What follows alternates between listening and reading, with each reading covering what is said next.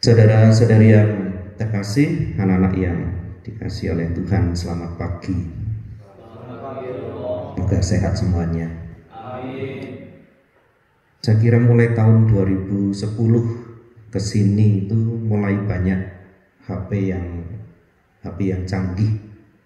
Lalu juga semakin banyak orang bisa membelinya, karena juga harganya kemudian lama-lama tidak menjadi begitu mahal, tergantung kita mau beli HP yang seperti apa. Bahkan sekarang kalau kita perhatikan anak-anak kita, mungkin kita yang orang tua, cucu-cucu kita, bahkan yang masih umur 2, 3, 4 tahun itu sudah canggih ya. Buka HP, kadang-kadang download sendiri, main game dan sebagainya. Tetapi juga tidak kalah ketinggalan, sekarang banyak orang tua juga mau tidak mau harus belajar, karena biasanya diberi, lalu juga tuntutan, kadang-kadang pekerjaan, lalu kebutuhan, tetapi juga lebih kita bisa melihat banyak hiburan di sana. Dan ini menarik, misalnya sebagai orang tua kadang-kadang harus menghabiskan banyak waktu sendirian. Sekarang main HP, bisa kontak sana sini, mau lihat apapun bisa. Ada satu hal yang menarik yang menjadi catatan saya begini. Secara berkala kalau kita perhatikan HP kita, terutama yang Android itu selalu ada notifikasi atau pemberitahuan supaya kita itu mengupdate, di-upgrade gitu. Upgrade, ada pembaruan. Ini bisa kita lewati, bisa, atau kita pencet supaya ada pembaruan.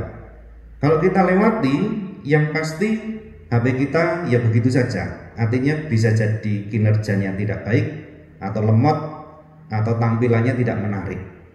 Tetapi sebenarnya tetap butuh yang namanya alat, barang, benda yang dibuat itu perlu yang namanya pembaruan, apalagi mesin.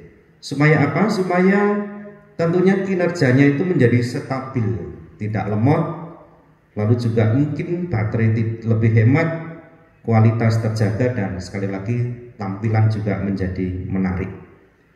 Lalu yang bisa kita renungkan begini, hal-hal seperti itu kan butuh diperbarui. Lalu permenungannya apalagi diri kita. Kita itu butuh pembaruan supaya fresh lagi, supaya segar lagi.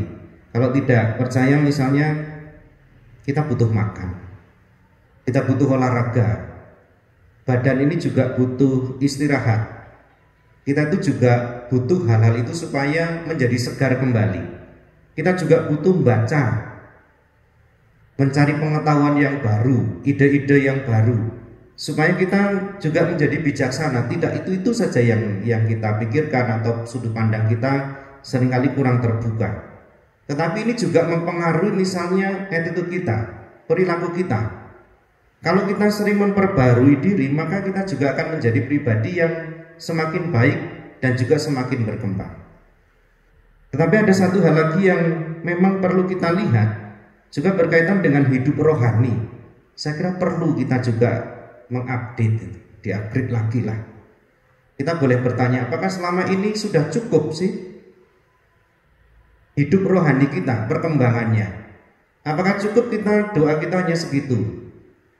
Apakah cukup misalnya perkembangan rohani kita sampai di sini gitu? Atau kita memang membutuhkannya supaya hidup kita itu menjadi semakin baik? Dan saya kira gereja itu memberikan banyak waktu yang cukup untuk kita, karena ada begitu banyak hal yang bisa kita renungkan selama 1 tahun liturgi itu. Misalnya minggu ini kita masuk dalam suasana Advent gitu. Dan ini menjadi kesempatan yang bagus bagi kita supaya kita kembali lagi melihat sih diri kita itu di hadapan Tuhan, di hadapan sesama kita. Kita perlu juga memperbarui diri, karena mungkin seringkali hidup kita itu sudah usang, bahkan ada banyak yang rusak.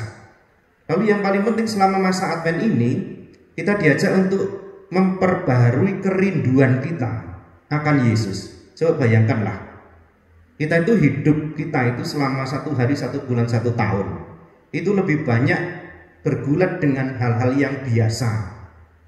Jadi tanpa kita sadari, kita tuh semakin jauh juga dengan Yesus.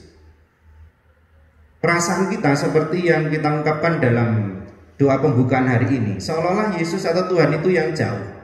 Padahal kita yang lama-lama itu semakin menjauh sebenarnya, karena hanya melakukan hal-hal yang biasa tanpa refleksi, tanpa introspeksi, tidak mau melihat diri kita, maka lama-lama kita menjadi jauh. Maka selama masa Advent ini kita diajak untuk memperbarui diri dalam arti kerinduan kita. Maka nanti selama masa Advent, liturgi kita itu memang berusaha untuk menghadirkan kembali kerinduan akan kedatangan Yesus, mengenangkan kembali kehadiran Yesus dulu yang secara historis pernah hadir di dunia. Kita rayakan nanti dalam perayaan Natal. Tetapi kita juga mau menghadirkan kembali kerinduan kita akan kehadiran Yesus yang selalu hadir dalam gereja selama ini, dalam perayaan-perayaan sakramen, dalam hidup kita sehari-hari. Tetapi juga kita diajak untuk memperbarui kerinduan kita, terutama dalam menantikan kehadiran Yesus nanti pada akhir zaman. Dan saya kira hal inilah yang akan membantu kita menjadi pribadi yang peka terhadap diri kita, peka terhadap orang lain, dan terutama peka terhadap kehadiran Yesus dalam pengalaman-pengalaman harian kita, dalam hidup kita, dan dalam tugas pelayanan kita sehari-hari. Maka saudara-saudari yang terkasih, mari kita masuki masa Advent ini dengan keterbukaan hati. Kita mohon supaya kita dibimbing, supaya kualitas hidup kita itu menjadi semakin baik. Dan tentunya kita akan semakin mudah untuk bertemu dengan Yesus dalam pengalaman-pengalaman harian kita, sehingga kita menjadi tidak jauh atau tidak merasa bahwa Yesus itu jauh dari kita. Kita persembahkan hidup kita supaya perjalanan kita terutama dalam masa Advent ini sungguh diberkati, dan kita betul-betul masuk dalam suasana kegembiraan tetapi juga suasana tobat, supaya semakin layak di hadapan Tuhan kita untuk menyambut kehadirannya dalam diri kita. Kemuliaan kepada Bapa dan Putra dan Roh Kudus, seperti pada permulaan, sekarang, selalu, dan sepanjang segala abad.